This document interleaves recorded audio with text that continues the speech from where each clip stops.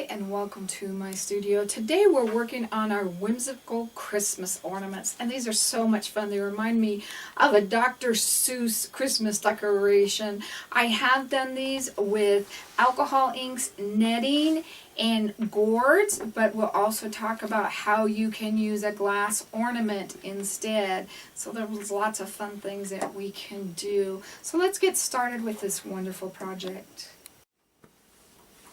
For this project, we're going to be using alcohol inks, and I'm using Adirondack by Ranger, and you can find these in your craft book section, and they usually come in a 3-pack. You can use any colors you want to. If you want a specific color, you could visit our friends at bluewhalearts.com. She has a great section that you can buy individually. You also can use a jacquard alcohol inks if you have those and prefer those as well. So there is no right or wrong. We're also going to be using the felt applicator, which is found in the same section. They are to apply the alcohol inks on with, and the little wooden stamp with the felt applicator. So let's get started. Okay, let's get started with our whimsical ornament. Now, you can also use a glass ornament as well, and what I would do different with a glass ornament is I would base coat it in a multi-surface paint, a white, and this will allow the alcohol inks that we're going to be using to go over that. And I would either use the multi-surface or the glass. I would not use just regular acrylic paint. Now, the gourd I'm using, gourds are always a yellow base, so the same thing if you wanted to do a blue or something along those lines, you would probably want to think about doing the same thing, base coating it with the multi-surface paint. So this project, I'm not going to put a fancy hanger on it because we're going to cover it up. There is a video to show you how to put it on with quick wood, or if you wanted to do it with E6000, if you're doing your glass one, you've already got it. But I'm just going to take some cording and I am just going to hot glue this on. I have never had any problem with these. We're also going to come back in again and glue our feather on top. So we've got kind of a double glue, so that'll make it really nice and secure. But for right now, I'm just kind of putting that on. It doesn't have to be real pretty. Continue to pull the hot wax here. So we're going to use whatever color of alcohol inks that you want to do your ornament in. I kind of decided what my feather color was and used something that went along with that. Now these were hair clips that I found in the Christmas section, and I found these at Michael's. I've also seen similar ones to Hobby Lobby. If you can't find them in the Christmas section, go back to the hair section where they kind of have little girl hair things in the feathers to make headbands and stuff, and you can find them there. Another thing you can do is they have like the boas that you could use, as well as kind of these feather things that are on a little material thing, and you just make them in a circle, around in a circle, and glue that together, and you can use that just the same. So that's what we want to kind of think about. I'm going to use mostly greens with this because I've got the red, and I want that to show up. And I'm going to be using a felt applicator here, and I'm going to try and put my gloves on because my hands are going to be colored this whole season, I think, from my different dyes. I've almost kind of given up. And we're going to apply the alcohol ink so it doesn't run. It's kind of more put on in a section, because if we just poured it straight on, it would run. So we're just going to kind of come in and just start applying it here and there. We're going to come back in with as many colors as we want to use. So I put quite a bit of the alcohol dye onto my little applicator there, and it's still pretty wet. And if you even wanted to come back over and do a second layer to even make them that much brighter, we can do that. Because remember, we're going to be adding some alcohol, and it will lighten up some. That's where we're going to get our lines from our netting. So once we have that color done, we're just going to go to our next color. And I hate to tell people colors. This is botanical, because people get too stuck in colors instead of just using what they have or what they like. That's something I always try to tell people, is use what you have and the colors you like. Don't do it the way I'm doing it. That just makes it boring. So you can see I put quite a bit in there. It absorbs in. There's more in there than it looks like. So I'm going to head and do some red. And then I want to do a couple more layers of different greens. And I don't want to overlap the colors too much, but I want to have them touching so that I have no gourd color underneath that. I want to do that pretty much up to the top as well as I can. And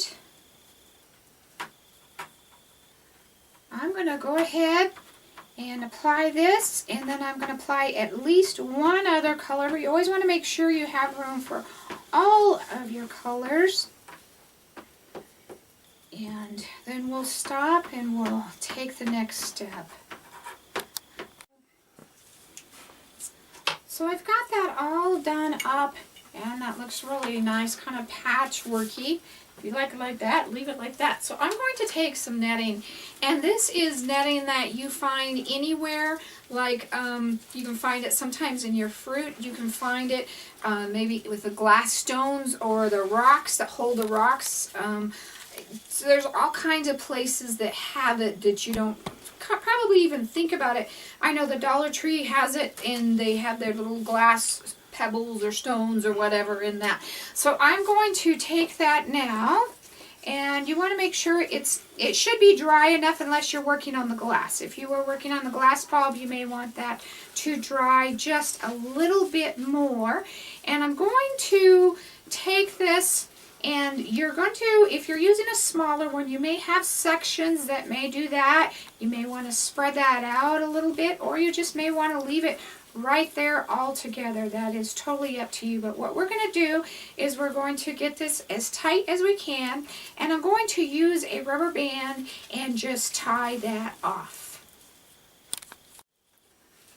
So once we've got our rubber band on nice and tight, we're going to spray it, and I just take my 91% rubbing alcohol and I put it into a spray bottle, and I do spray that directly onto the gourd. And what you want to do is have it wet enough that it starts to bleed, and those little netting is going to make the lines in it. That's what is going to do that. But you don't want to have it so wet that it happens to start to drip or anything like that, but you do need it wet enough that you can start to see it bleed a little bit. And then we're going to let it dry. And I will talk to you about if you wanted to use this netting more than once.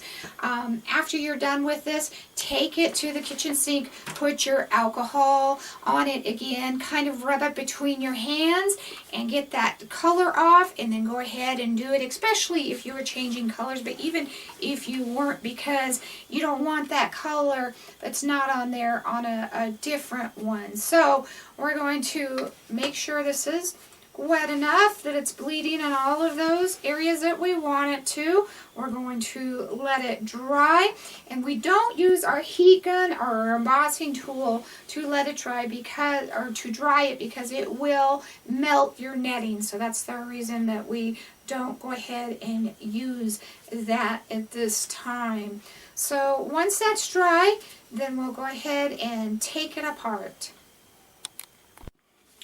If you wanted your colors a little bit brighter, you also can come back in, and it will make the lines a little bit darker as well. With your colors, the areas that you put them in, just lightly kind of dab that color back on, and it'll pick that color up. You don't want it to run, so be kind of careful with it. You don't want to do too much. We're just kind of brightening it up per se, but it will make it even more vivid when it's all dry than if you leave it just by itself. But you can do either method.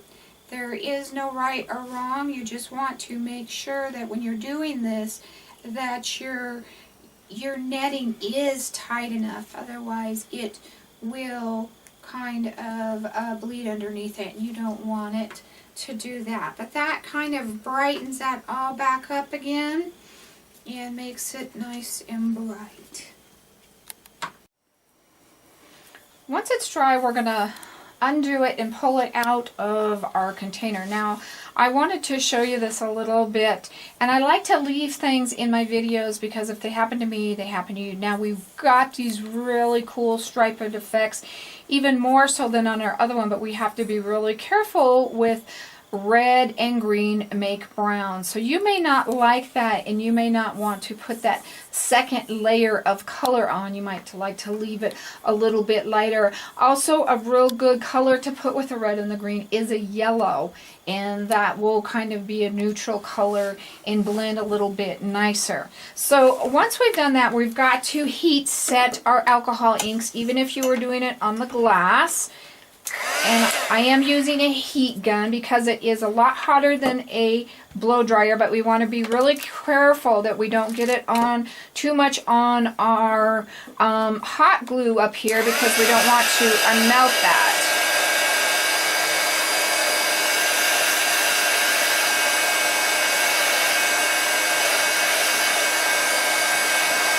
So once I've heat setted this, I'm also going to come over to our little clip, and I'm going to heat that up to melt that glue till it's easy enough to pull that clip off of.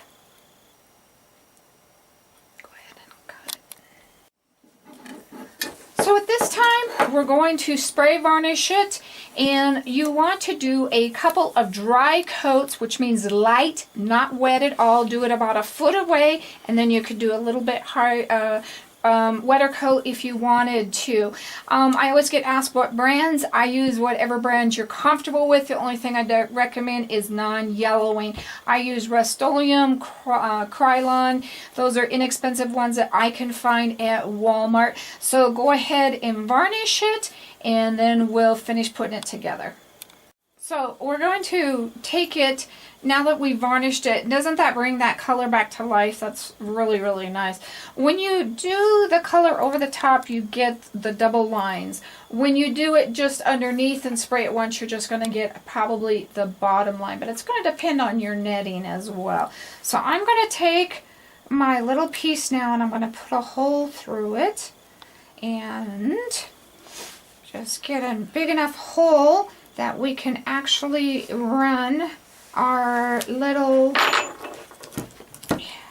ornament holder up through it. So I'm probably going to cut this just a little bit.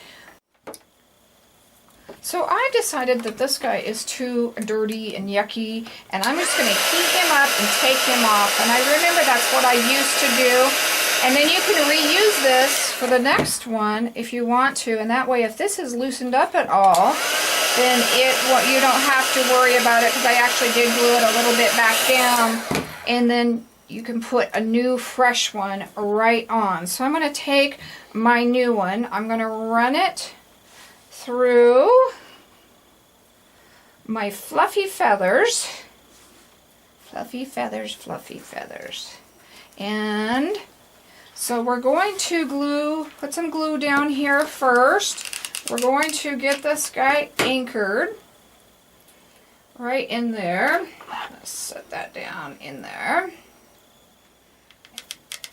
And then we're just going to go ahead and try and keep that middle one all the way.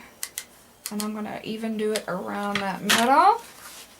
And keep your feathers out and slide that puppy straight down, and push your fingers all the way around that. Hold that for a little bit while that cools off, and then we have finished our gourd. Well, I hope you had a lot of fun and learned a lot. Come on over to see other fun things as well as the Coyote gourds at miriamjoy.com. Thank you. Have a Merry Christmas.